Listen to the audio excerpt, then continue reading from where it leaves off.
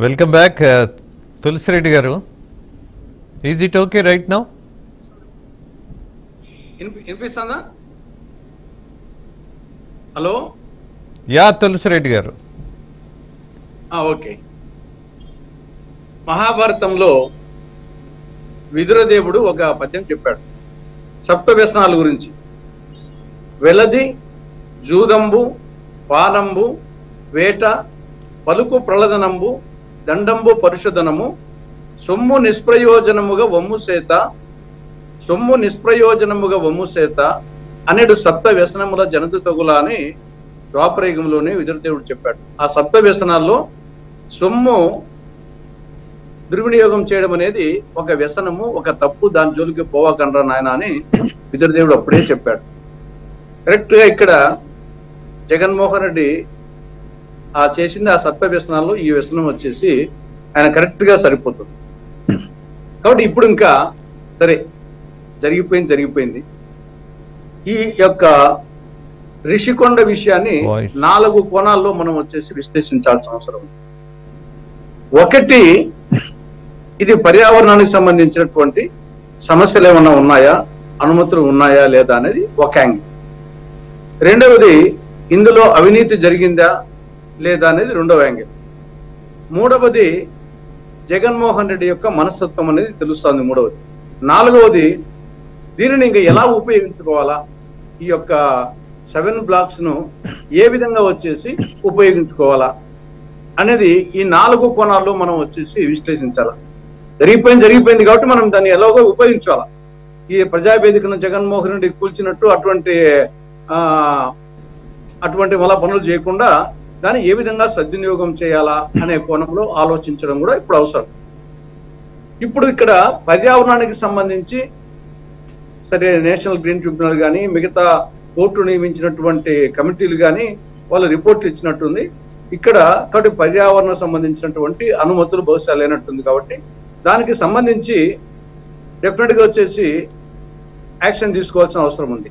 దానికి కారకులు ఎవరు, పర్యావరణ అనుమతులు లేకుండా ఒక జస్ట్ ఒక స్కూల్ కూడా మనము స్కూల్ అడ్మిషన్స్ కూడా చేయొద్దు అంటారు అనుమతులు లేకుంటే. కాబట్టి ఆ విధంగా ఇన్ని బ్లాకులు కట్టేటప్పుడు అక్కడ పర్యావరణ అనుమతులు కానీ మిగతా అనుమతులు కానీ వచ్చాయా లేదా అనేది ఒక యాంగిల్. రెండవది అవినీతి. ఇక్కడ చూసి 500 కోట్ల రూపాయలు, 500 కోట్లలో కొన్ని ఈరోజు పేపర్ చూస్తే ఒక్కొక్క ఫ్యాన్ ఖరీదు 3 లక్షలు అంట. ఫ్యాన్ వచ్చేసి ఒక్కొక్క ఫ్యాన్ ఖరీదు 3 లక్షలని మరి పేపర్లో చూశాను. టాయిలెట్ కమోడిటీ ధర ఒక్కొక్కటి 13,50,000. అంటే ఈ 500 కోట్లలో సరే విలాసవంతము జరిగింది, కానీ దాంట్లో కూడా అవినీతి వచ్చేసి దుర్వినియోగం ఏ వరకు జరిగిందనేది ఇది ఒక యాంగిల్ వచ్చేసి పరిశీలించాల్సిన అవసరం ఉంది. ఇక మూడవది, జగన్మోహన్ రెడ్డి మనస్తత్వం అనేది ఇక్కడ స్పష్టంగా తెలుస్తా ఉంది. అంటే ఈయన జగన్ రెడ్డి కాదు, జల్సా రెడ్డి అనేది మనకు ఆయన ఒక దిక్కు వచ్చేసి లాస్ట్ ఎలక్షన్ లో కూడా పేదలకు పెత్తందారులకు మధ్య పోరాటం జరుగుతా ఉంది, నేను పేదల పక్షం ఉంటానని చెప్పేసి పదే చెప్తూ ఉన్నాడు. కాబట్టి ఇప్పుడు ఆయన మనస్తత్వం వచ్చేసి అది పేదల మనస్తత్వమా పెత్తందారి మనస్తత్వమా అనేది మనకి ఇక్కడ స్పష్టంగా అర్థమైపోతుంది ఆయన మనస్తత్వం. ఇక 4వ యాంగిల్, ఈ అవినీతి మీద పర్యావరణ అనుమతుల మీద దాని మీద విచారణ జరుపుతూనే దీన్ని ఏ విధంగా ఉపయోగించుకోవాలి. సరే, what ever it may be, Visakha definite గా ఈ ప్రభుత్వం కూడా ఆర్థిక రాజధానిగా దాన్ని మలచాలని చూస్తున్నారు.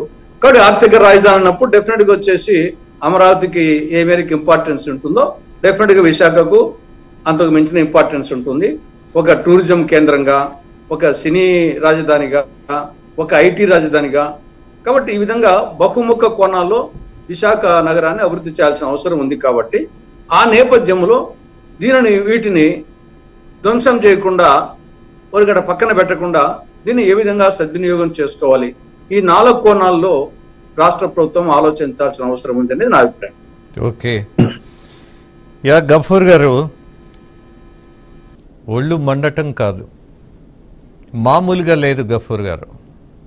ఈ దుర్మార్గం ఏంటి, అసలు ఈ పద్ధతులు ఏంటి? కేవలం